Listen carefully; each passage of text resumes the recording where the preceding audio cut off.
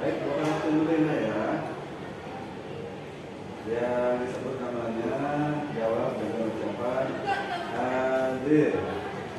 Untuk yang laki-laki, untuk yang perempuan hadirah. Ya. Baik. Aisyah. Alicia. Maju dia. Jaga kasih. Jagain ya supaya gak hilang ya. Hadir Diana. Ini bagus banget bagi kamu ya. Makasih teman. Kita bertadarus bersama-sama ya. Ada yang mau musafah Al-Quran? Oke, kalau tidak di bawah pusatnya, buka Al-Quran digitalnya. Surat Al-Imran ayat 110. A'udzubillahi minasyaitonir rajim. Bismillahirrahmanirrahim. Suaranya semangat. Kuntum khaira ummatin ukhrijat lin-nasi ta'muruna bil ma'rufi wa tanhauna 'anil munkar wa tu'minuna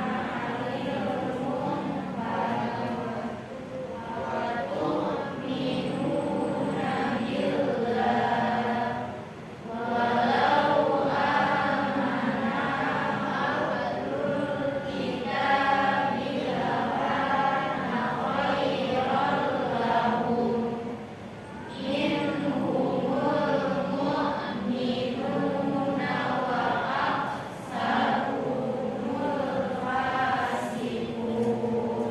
Coba ya. Nah, ini siapa namanya? Pak Citra, coba baca. Citra salahnya. A'udzu billahi minasyaitonir rajim. Bismillahirrahmanirrahim. Kuntum khaira ummatin ukhrijat lin-nasi ta'muruna bil ma'ruf wa tanhauna 'anil munkari wa tu'minuna billah walau amana ahlul kitabi lakana khairan lahum minhumul mu'minuna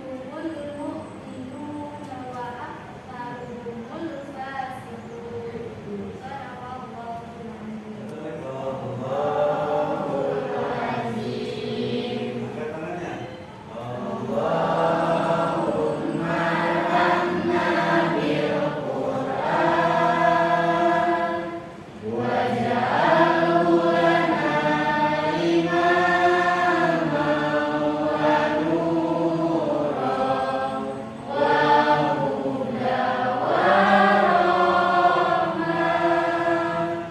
Allahumma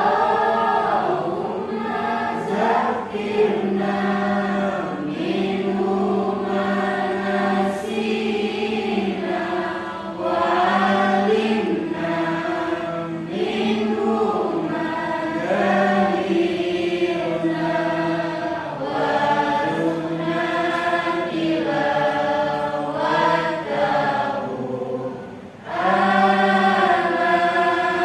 al-laili wa adrafan nahar waj'alhu lana hujjatan ya rabbal alamin. Bapak punya maskot nih, ice drinking kita. Maskot Go 51 Go. Bisa anak-anak? Bisa. Biar tambah semangat ya. Coba ya. Go 51.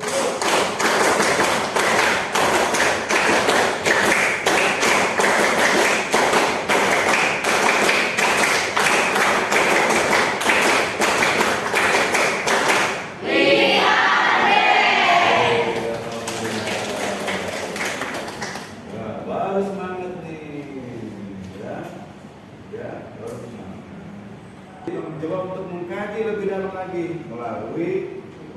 penerapan ilmu tajwid.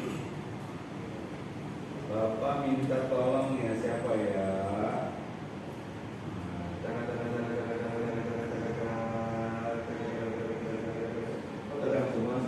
Mana disuruh ya? Amanda, kamu udah tekan nih hari, kayaknya bisa dibantu Bapak nih. Sini, silakan sini. Ini Amanda. Perhatikan ya, Amanda ini nilai tajwidnya bagus. Nah, barangkali hari ini Amanda akan berbagi ilmu kepada kita. Silakan nak dijelaskan ya tentang tajwidnya. Al-Imran ayat 110. Kata bertemu dengan lam dengan lam.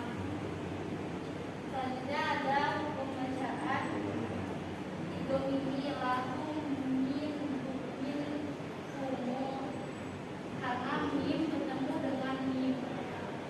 Selanjutnya ada hukum bacaan imka karena meskipun bertemu dengan hadomah. Selanjutnya ada hukum bacaan minuna, terdapat hukum bacaan alif lam mim ya na alif lam. Sininya ada mim doma. Selanjutnya ada hukum bacaan qira'a saru umul fasiku, terdapat hukum bacaan alif lam mim ya karena alif lam bertemu dengan huruf fathah. Juga mata dan sukun karena mata gigi di akhir kalimat dan dibacanya wakaf atau berhenti. Dan sekian, terima kasih. Sudah menjelaskan tentang penerapan ilmu tajwid. Aku berharap terus dipelajari ilmu tajwidnya supaya apa yang kita baca kita paham. Semakin bagus bacaan kita, semakin lengkap ilmu tajwid kita, maka nilai Al-Quran akan meresap pada diri kita. Karena kita membacanya dengan ilmu. Tajwidnya ada, kita tahu keterangannya. Bapak mau nanya kepada anak-anak, ayat ini ada pada surat apa tadi? Al-Imran. Ayat berapa? Jadi itu menjelaskan tentang mewajibkan untuk berdakwah. Ada bagian mana yang kamu lakukan? Ada perintah untuk berdakwah.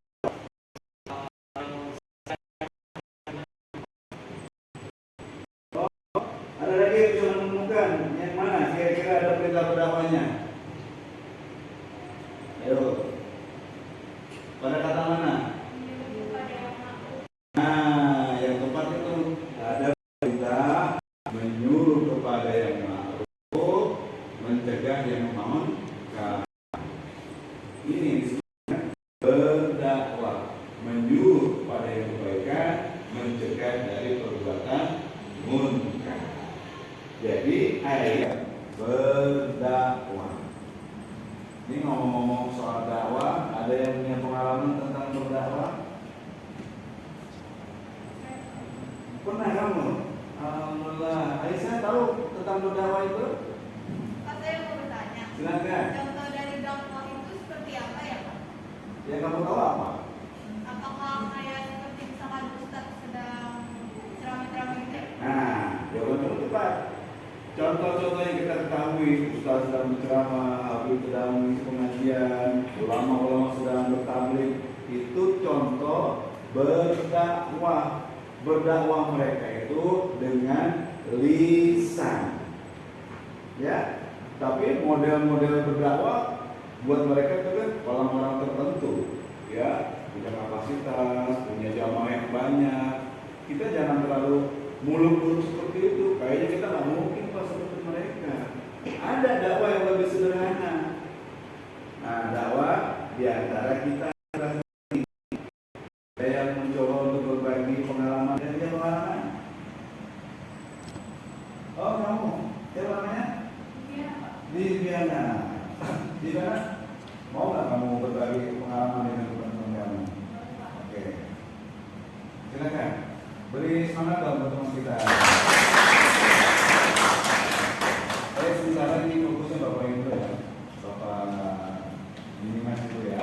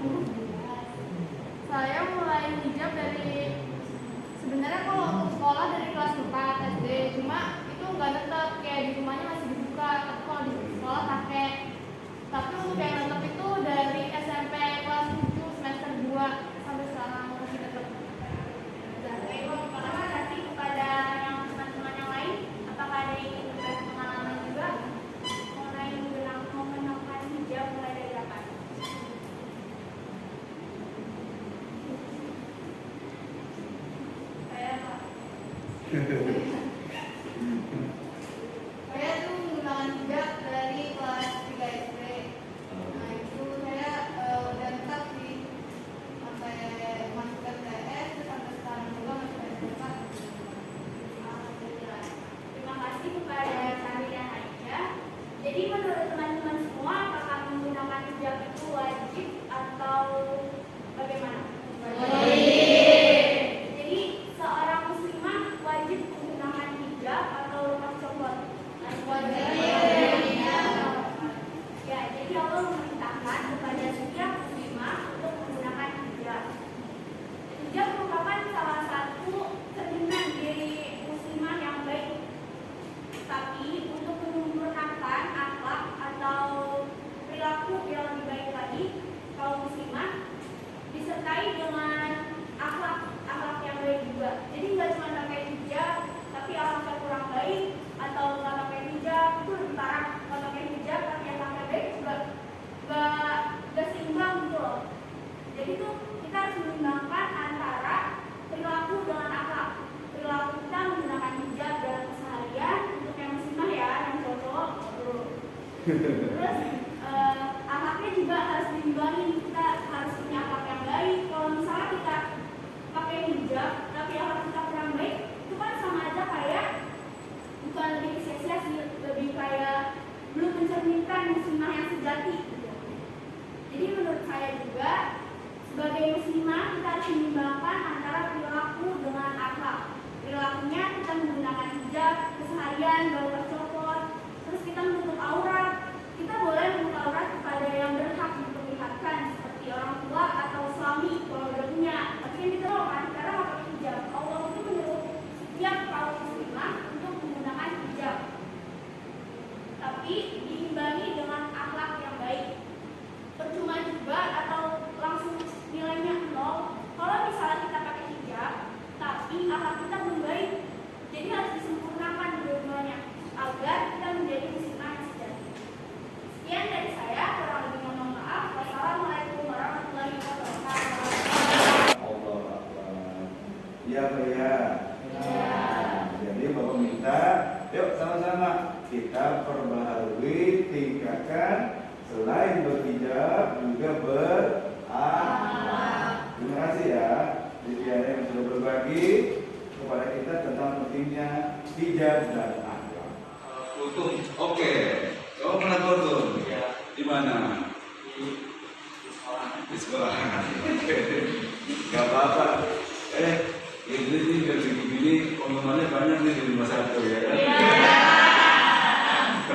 Apalagi dengan kultum bro. Kalau kemarin dengan gerakan pramuka aja dia sudah mendapatkan simpati, apalagi dengan kultum bisa disaingkan bapak nih. Itu ya siap. Oke baik, silakan.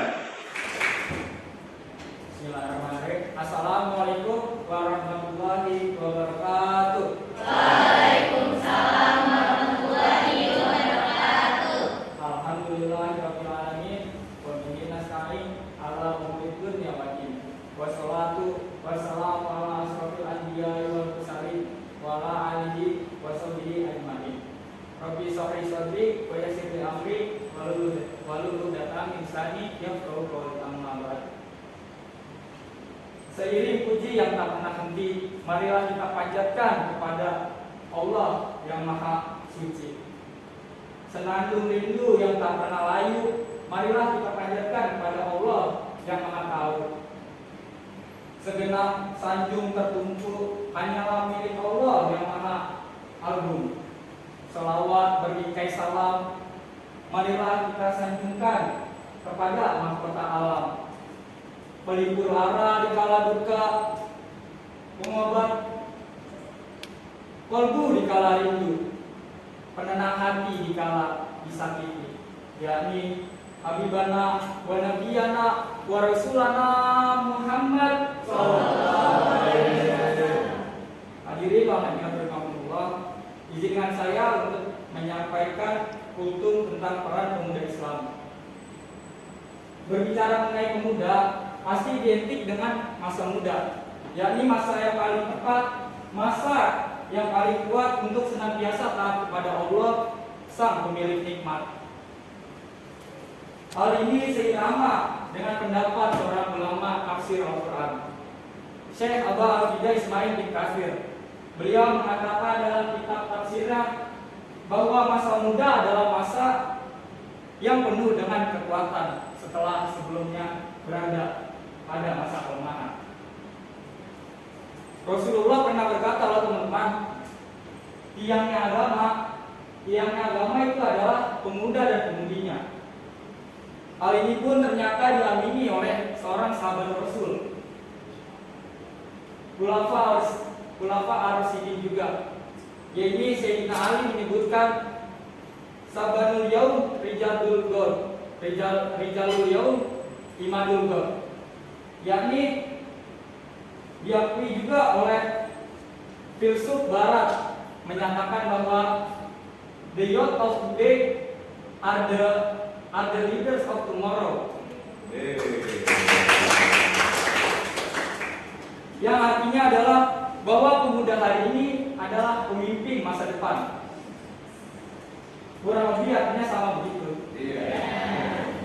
Jangan sampai kita balikan kalimat yang indah, yang penuh makna ini menjadi pemuda hari ini adalah pengecut, bahkan pecundang di masa depan. Hadirin rahimakumullah, pemuda merupakan salah satu kekuatan bagi umat dan bangsa. Jika ingin melihat nasib bangsa ini, maka ia dilihat dari generasi muda saat ini. Jika para pemuda dan pemimpinnya sehat, maka negara akan kuat. Jika para pemuda dan pemimpinnya berilmu, maka negara akan maju. Jika para pemuda dan pemudinya beriman, maka negara akan aman. Dan jika para pemuda dan pemudinya bertakwa, insya Allah negara akan jaya. Karena sangat pentingnya para pemuda, Insinyur Soekarno pernah berkata, beri aku 10 pemuda, niscaya akan aku guncangkan dunia. Oleh karena itu ingatlah saudaraku, sesungguhnya di tangan kita lah, di tangan para pemuda lah urusan umat ini kita genggam. Dan pada kaki-kaki mereka lah hidup dan matinya umat ini. Hadirin wa hadirat rahimakumullah, semoga kita semua menjadi pemuda dan pemudi harapan bangsa dan negara yang berilmu, beriman dan bertakwa, dan dekat dengan rahmat Allah yang Maha Kuasa, sehingga kita bisa dapat hidup bahagia di dunia dan kelak nanti di akhirat. Amin ya Allah ya Rabbal Alamin. Demikian kultum yang dapat saya sampaikan, kurang lebihnya mohon maaf. Yang benar, sesungguhnya yang benar itu datangnya dari Allah, yang salah dari pribadi sendiri. Akhirnya kita hidup sendirian tanpa kekasih. Sekian dan terima kasih.